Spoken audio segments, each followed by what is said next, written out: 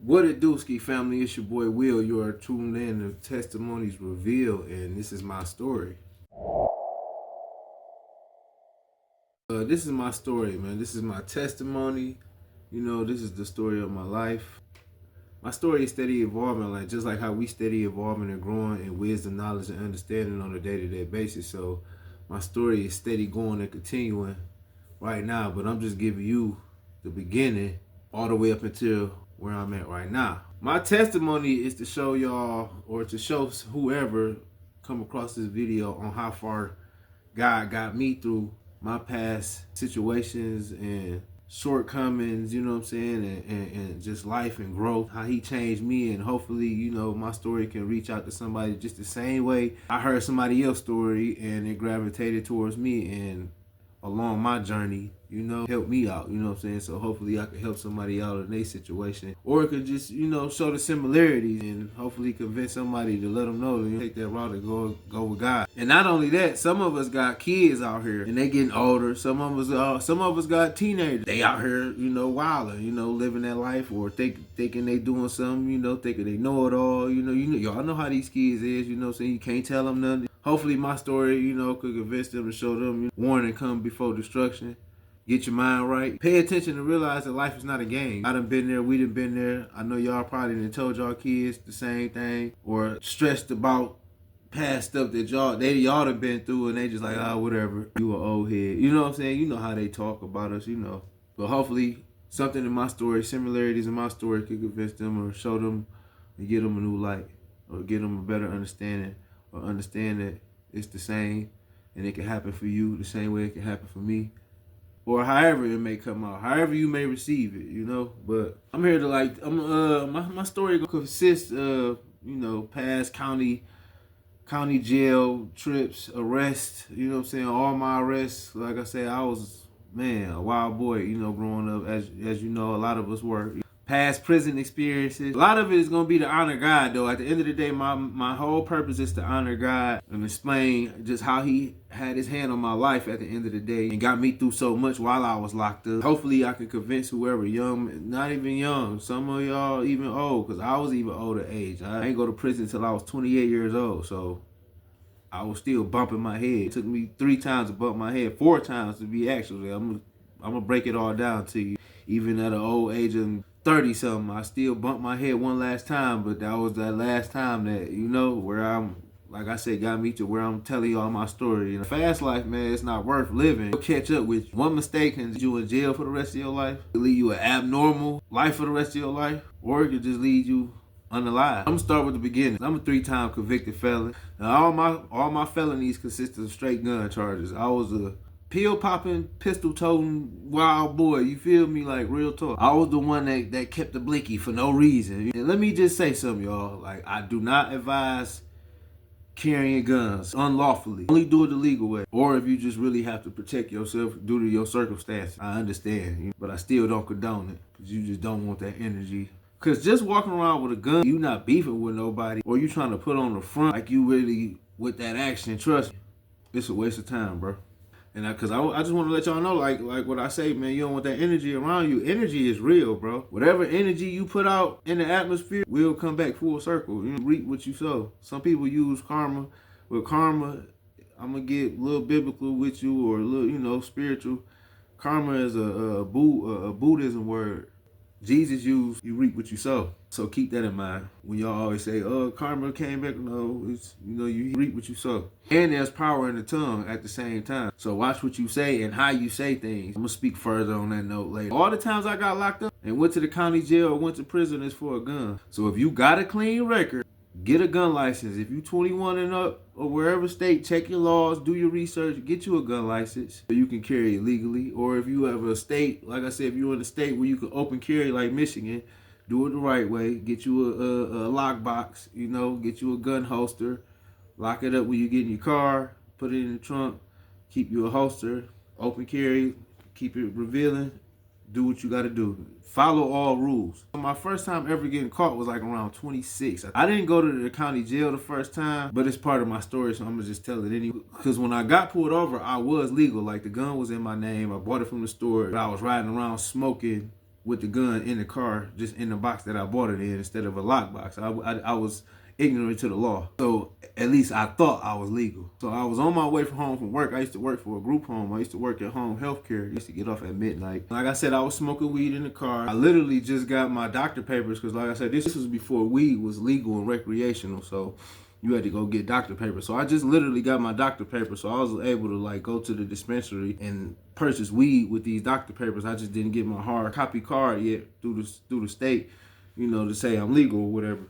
So I'm smoking, I'm thinking I'm just so super legal. I'm riding home. And like I say, ignorant to the law, you're not supposed to smoke and have your gun in the car and all that other stuff. You know what I'm saying? You're not supposed to have that stuff together regardless at the end of the day. So I'm telling y'all, like I said, I was a pill popping, pistol toed animal, man. I'm high out of my mind. I just popped an Oxycontin 30 milligram.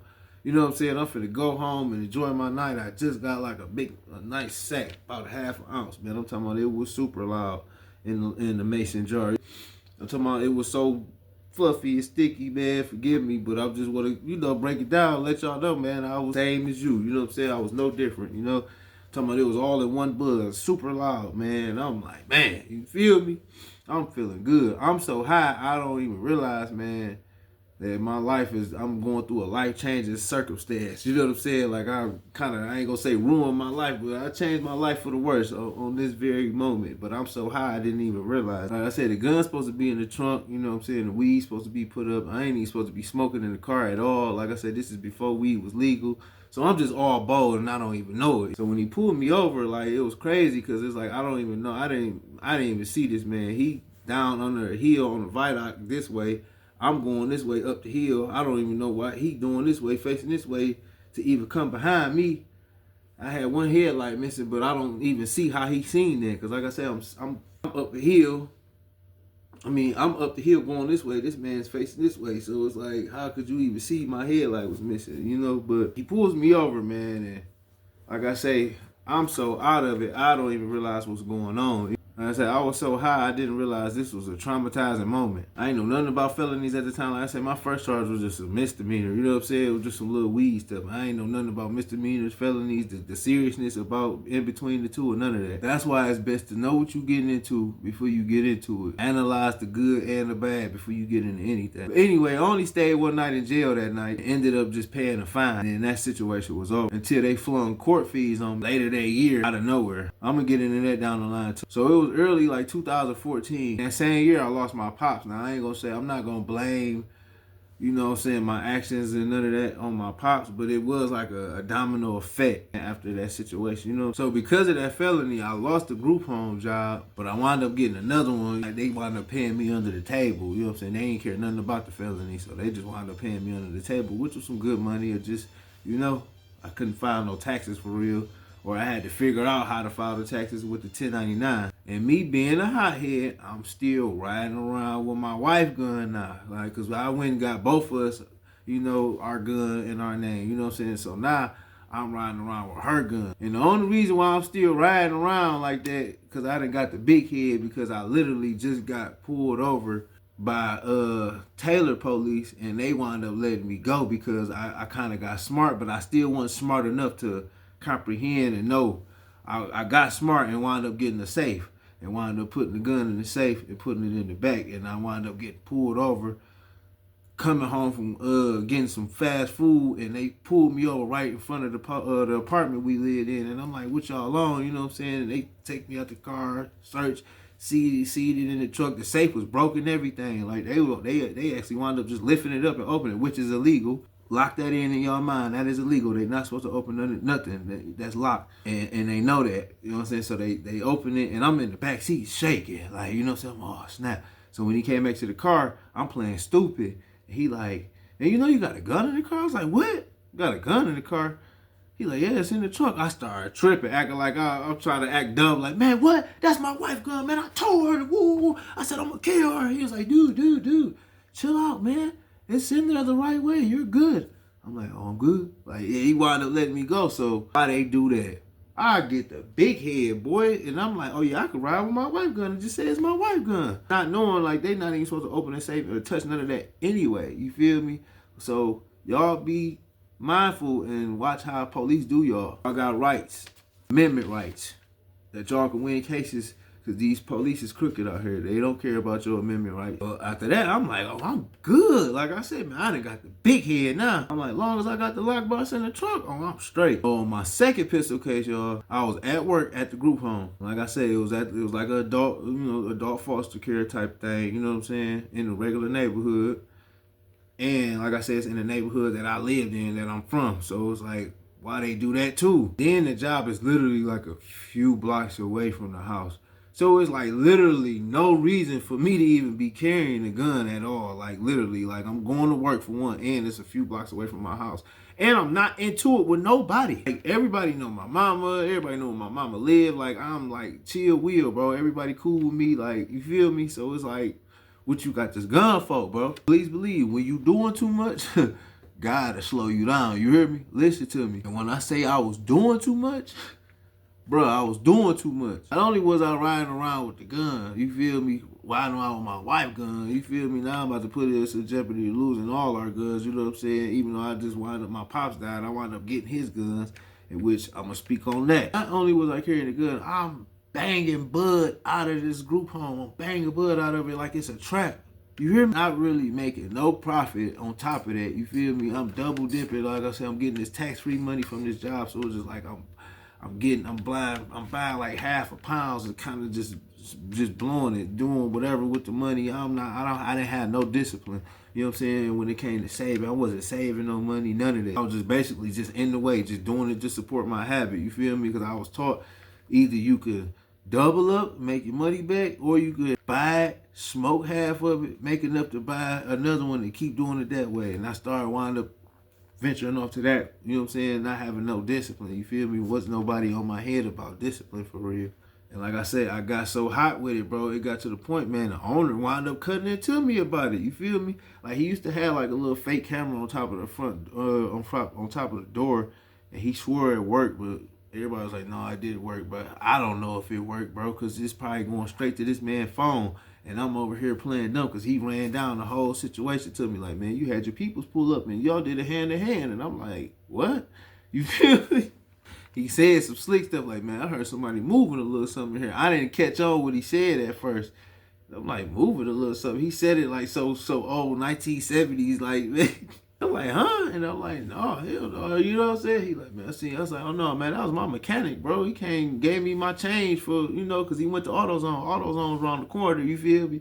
I'm like, he gave me my change and my receipt, because I don't, he dope fiend, man. I don't trust him with my money, you feel me? Okay, like, you feel, like I say, the house was on the corner of the block. It was just like, and then it was sitting on the hill, you know what I'm saying? So it was like, I used to have people just pull straight up to the side, come to the gate, and I'm just hand in hand, hot. After he pulled my car, I started having people come to the side of the house instead of coming to the front. And then we had a female house cat a corner on the other corner facing us. So it's like the camera on that door and the camera on this door. You just like, bro, you hot. I say the house was on the corner, and then the block only had 3 houses on it. This was like a short block, you know what I'm saying? There was only 3 houses on this block, and everybody was like family. You feel me? It was the group home house. It was the old lady house next door, and she was like the mama, and then it was like his godbrother house, on the other side. And the wife of the godbrother, her mama was the lady that stayed, the old lady that stayed in the middle of them. She already had a problem with us because she used to always call the owner and talking about we was having a party every Thursday and Friday night, and she smelled a lot of weed smoke, see a lot of smoke coming over there. She said it always sounded like a party coming from over there.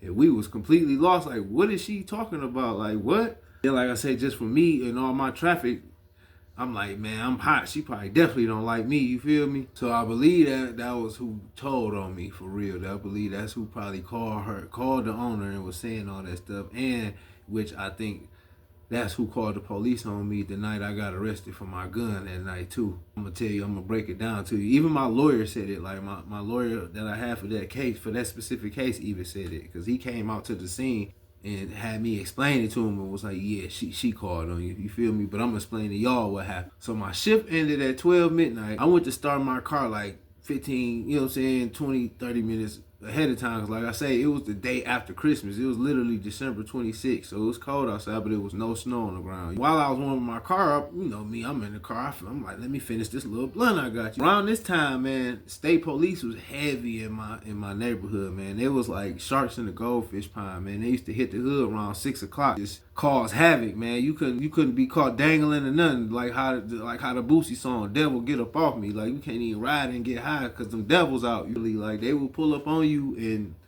even while you chilling on at your house, bro. Literally, like I got stories about them pulling up at my house 6 cars deep. Like, you feel me? Talking about they got a call because they seen past the blunt or something. It was crazy stuff. So as I'm smoking, I'm sitting there already cautious. I said, man, if I see the state, I'm dashing back in the house. You feel me? So I'm sitting in front of the house, but I'm parked like across the street, but I'm directly in front of the house. A couple minutes after I say that to myself, guess who come burgeoning down that hill? You hear me? And when I say they on all type of BS, they on all type of BS. Literally, like, bro, when I see they come down the hill, it's a dude walking. They pull over on him. He stopped and well, hey, I don't want no smoke. You feel me? And once I see that, I'm like, yep, that's my cue. Put the blood out and pew. You know what I'm saying? Got to open the door. By the time I get out this car, bro, and open the door, this man already this man already hit the street that I'm on. Now, remind you, I told y'all this was a short block. Our blocks is long, at least 10 houses. You feel me? There's only 3 houses on one side and literally 1 house on this side. And when you get down there, it's kind of like a dead end. It's like a dead end street. It's not a dead end, but the street curve back to where they was towards the direction that they was coming from. So it was like, what is y'all even coming down here for? So that's why I feel like that lady called. She seen me sitting outside. She seen me flaring up, you know what I'm saying? It was looking at, because she was one of them old noses, just sitting there looking out the window, looking at the peephole, you feel me? All right, seeing me sparking up, and boop, you feel me? Because why would y'all come straight down there? And then I'm talking about literally, as I'm stepping out the car, 2 steps in the middle of the street, he halfway out the car tells him, I smell weed. I'm like, he put the big red cherry light on for about an hour, 2 hours. Got me just sitting outside the car, you feel me, with the handcuffs. Then he called back up, so they get to searching the car. And once again, they violating my rights. So they grabbed the same safe that I just got away with Taylor with, and they busted open like, oh, this broke. This ain't even, you feel me? Like, just like, whatever. Like, forget that safe. Like, whatever. Forget what you talking about. You know what I'm saying? And luckily, like I said, man, I was so heavily, bro, banging the weed. Luckily, I left my book bag in the car, man, because I had everything in the car. When I tell y'all I used to ride with everything, I literally used to do the most, man. I would have had way more felonies than what I got, bro. Like, I remember a time, bro, not to get off subject, but I just got to express to y'all how God been blessing me, bro. Like, literally, bro. Before that, back when we used to smoke Reggie's, bro, I had a whole half a pound bagged up in a book bag, all 8 ounces, bro. I had a scale in my book bag, a box of Good Sense bags, ready to bag up some weed, trapped out, like, you know what I'm saying? Like, I was intent to distribute. I had the gun. It was a Colt 45. I had an extended clip, an 18-round clip that I bought from Gibraltar Trade Center. That was fully loaded. And a box of bullets, all in one bag. One time I got pulled over, bro. And I just got done smoking. And I just blew a stop sign. And got caught by the sheriff. And when I tell you, man, God is good, man, God is so good, man. That man, all he did was take my car and told me to get out. Like, man, we got a new law. If your car smells like weed, we got to take it. You know what I'm saying? You can just sign this paper and, you know, go back. And man, then when I tell you the next day I went back and got my car, bro, everything was still in there. Like, literally, bro. Only thing they took out of there was the beer that I just bought, bro. But everything was still in there, like, literally, bro. That's just to explain to y'all, like, man, I used to be hot. I used to be so hot, bro, like, for real. So, like I say, luckily, I left my book bag in the house with my coworker, and shout out to my coworker for grabbing that book bag for me, because, you know, anybody else would have came and got it, and it would have been like, ooh, good weed for me. You know what I'm saying? So, the crazy thing about this situation, all right, y'all, so the state police take me far as ever to one of their posts, to one of their stations. It's nowhere near where they station that out here in my city. You know what I'm saying? I'm thinking they gonna take me to my city. They take me somewhere out far. And like on the way there, this funny thing happened on the way there. a whole nother chase going on with some more state police officers. So I'm hearing it all on the dispatch as we going down there, you know what I'm saying? And we wind up blowing past it on the freeway, you know what I'm saying, wherever it stopped at, you know, so he like, that's them right there.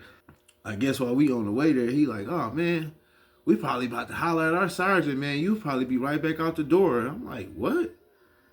I'm like, man, this how this pistol stuff go? You know what I'm saying? I'm like, what you talk about? And literally, bro, I get down there, man, and when I tell you, man, 5 minutes later, I sat on a little bench. I don't even think they handcuffed my arms, bro. I took my little jewelry off, and around this time, I had just hit a bank lick or something too. Like I said, I used to be doing schemes and scams, so I had about $4,000 in my pocket. I'm kind of cocky. I'm like, I'm ready to buy now. Let's get this over with. Glory to God, I ain't had to buy now. Like I say, it was just crazy. Cause they like, oh man, we gonna let you out the door, man. You know what I'm saying? We gonna holler at our supervisor, man. So I sat in there, bro. I take my earrings off, put my money in my hat, and let's get this booking process over with. Man, he come out, bro, and started walking me towards the front door. Like, all right. And then as we walking out, the dudes that was in that police chase, they started coming in. And they said something like, oh, this the one that swung on me right here. He, what? What? Man, I ain't swing on you. And they, you know what I'm saying, they tussling with him on the way in the door. He started brushing me out the door, hurrying up. Like, all right, yeah, man, you can go out this way, man. You can either go this way or go that way, man. Go to the next gas station, call your ride up, man. We'll probably be hollering at you from 10 days to 10 months. I'm like, what?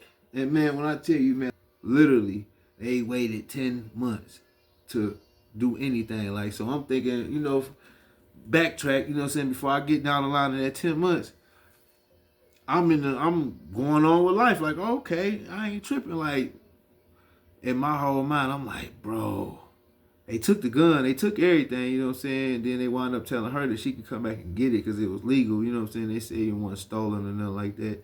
And I wasn't in the process of doing nothing illegal with it, you know what I'm saying?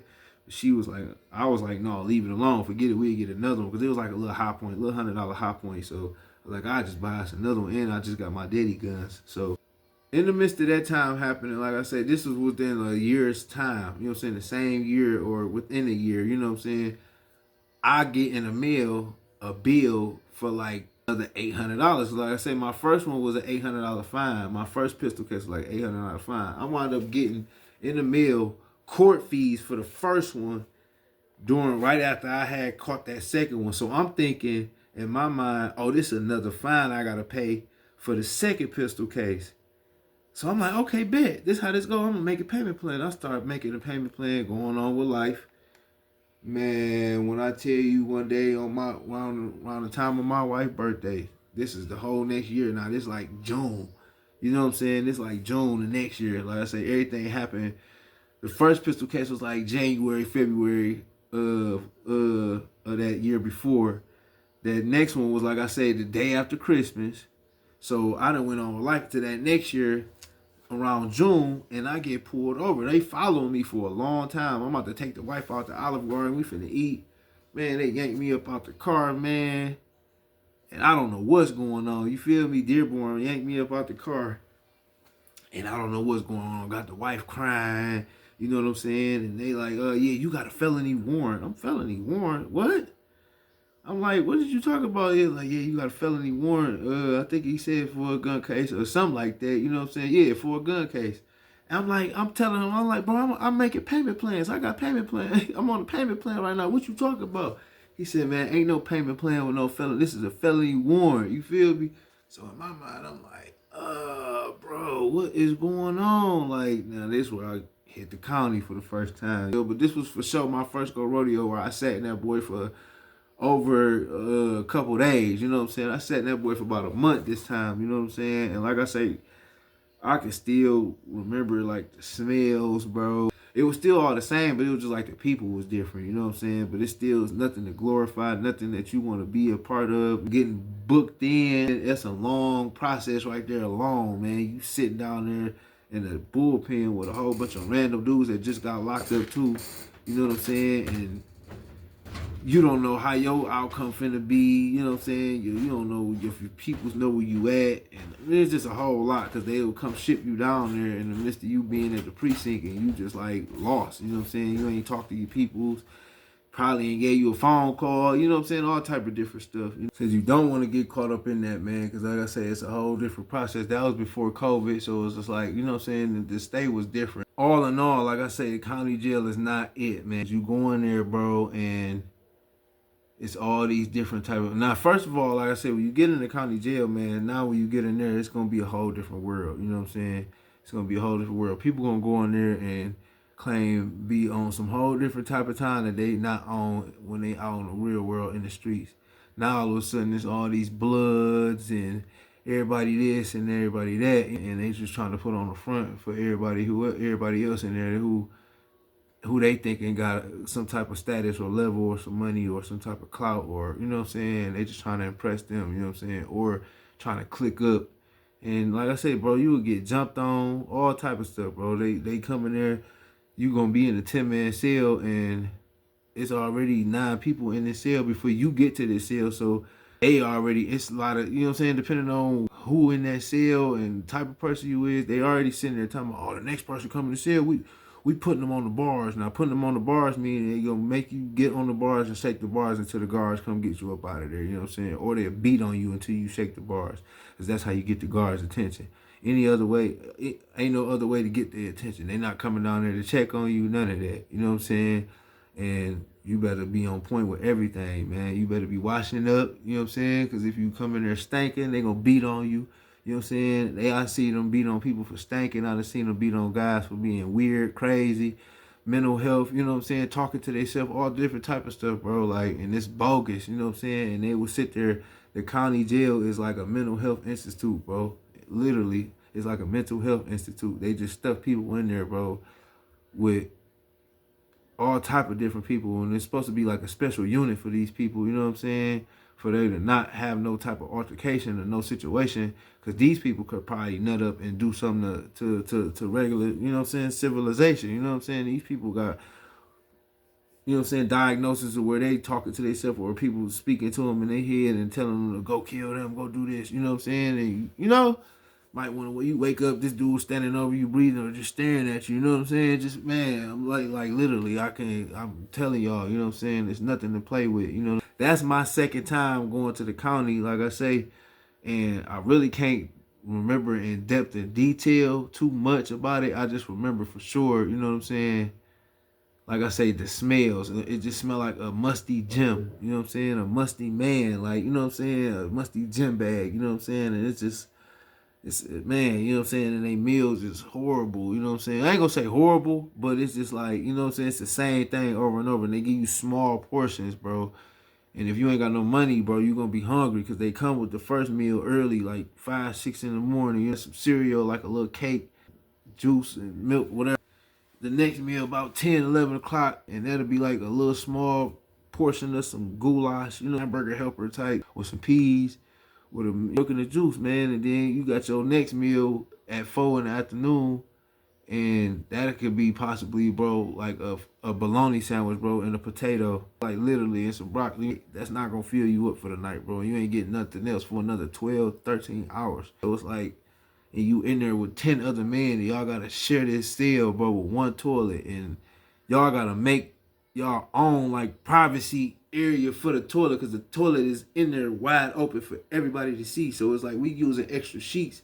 We using extra sheets to wire up from this side of the room and hang up right here, and wire up from this side of the room, hang up just to block off the toilet for everybody to be able to go in there, do your thing. And then you gotta make sure, you know what I'm saying, when you using the bathroom, it's politics in this jail stuff, bro. You gotta go in there, and like when you use the bathroom, make sure you drop and flush, bro. Drop and flush. So as soon as you, like, if you doing a number 2, as soon as you drop, you gotta hurry up and flush, so it's like the smell won't circulate. Like, and if you don't, that, bro, that's another reason why they'll get on your head, bro. Like, and like I say, if you doing a number 1, if you peeing, you gotta like be flushing the toilet at the same time, because you know how if you pee, the water splatter from, you know what I'm saying, the toilet, the toilet water or whatever. You gotta be flushing and peeing at the same time. It's just different politics. It's just crazy. Like I said, I'm not glorifying it or nothing, man. I'm just telling y'all what it's like, man. If you've never been to the county, don't go. Stay out of there, man. Like I say, you don't want to be the one in there they talking about shaking the bars, man, or because you come in there looking crazy or looking, Don't be trying to do too much, bro. I was a follower, bro. I did the same things, bro. I'm not leading. I was going with the flow, going with what I thought people thought they should see out of me. You know what I'm saying? Doing stuff that wasn't leader actions. You literally doing stuff that I really thought other people would look at me in a different way. It was like, man, don't be a follower out here at all. It's not worth it. And to go off into my next county trip, that was my second one. I wound up having to get out. I wound up getting out of that situation, but I wound up having to do like a year of probation and like 10 months on tether, in which I sat there and did the 10 months on tether. But like I say, my pops had just died, so I still got guns. I got all my daddy guns now. Now I'm like real life, big headed. I'm still on the street. Now it's like I'm a kind of like a 2-time convicted felon, and I'm still walking around. It's like I was glorifying that still glorifying it. Like even saying it in different raps, like saying riding around with 2 felonies and still got the mag. You learn my lesson, just little stuff like that. I was glorifying it, bro, and that's just not cool, bro. And I was like putting that energy around me, and still ain't learned my lesson, y'all. Still ain't learned my lesson, and yeah, so I had literally, around the time I had the tether on, I had just had my son, 2016, December. Like I said, I had to deal with the tether for 10 months, man. But like I said, during that whole time, man, at the same time, I started hitting rock bottom. Because like I said, man, at the same time, I wasn't doing right at home. I've been married since I was 23, you feel me? And I was just young-minded, you know what I'm saying? We all was at one point in our time, you know. And for a long time, I always had it in my mind that I had to keep one up on a female. Because growing up, I wasn't the cutest individual, bro. I was always overweight, unattractive. When I started getting attractive and started getting females, it was just kind of hard to believe. Like, man, I had to like keep. I always felt like I had to keep one up. It's just, I said I had no discipline. I didn't have no know-how on being, a good husband. Had to learn from God at the end of the day, you know what I'm saying? Had to get put still, sit still, Like I said, I started hitting rock bottom, man. I started selling stuff. I started selling my daddy guns and stuff, man. Cause I got to gambling. I was like I said, I had no discipline. I was hustling, trying to sell this weed. I had the weed house. And this is my house that I'm living in. I got it like a weed house. People knocking at the door and weed, and then just stuff was just taking place, man. Stuff coming up, missing out the house, and just all type of wild stuff, man. And then I jacked off our rent money, going to the casino, just doing all type of wild stuff, man. We wind up getting put out, man. Like I say, just started hitting rock bottom, man. And just didn't have no discipline. I wound up quitting the job that I was working good at. I was machine operator. They upped my position as machine operator, but didn't up my pay. I wasn't with that, man. I quit, but I quit without a plan. But I was, like I said, I was young-minded, man, and I didn't have no discipline whatsoever. And that was the screw up right there. That was downhill from there, and I wound up, man, like I say, going back to my mama house and losing the house. Going back to my mama house, me and the wife splitting up. Not getting a divorce, but just splitting up. She going to her mama house, I'm going to my mama house. And during the midst of that time, I catch a whole nother third pistol case. And that's when I wound up going to prison. Now, you got to watch part 2 to see how I got to prison. And then see how my stay was at prison. And so on and so forth after that. Like I said, I got a long story, long testimony, still going on right now. There's a lot that you want to hear right here on Testimonies Revealed.